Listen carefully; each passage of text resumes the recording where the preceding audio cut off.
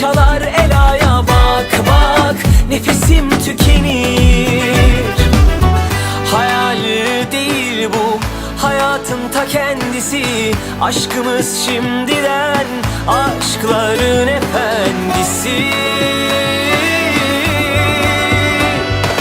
Maşallah diyelim, nazarlar değmesin, ilan ettim.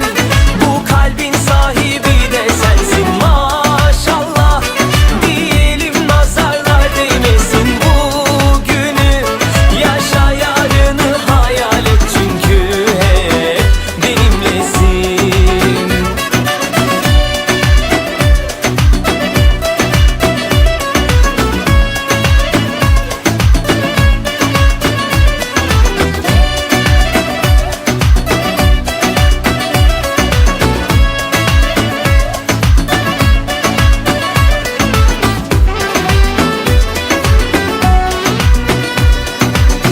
Ne kadar güzelsin, doyamam bakmalara. Sen benim her şeyimsin, sığdıramam sayfalara. Yaz yaz, kalemim tükenir.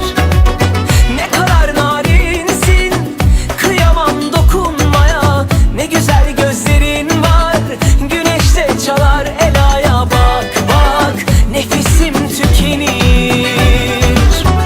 Hayal değil bu, hayatın ta kendisi. Aşkımız şimdi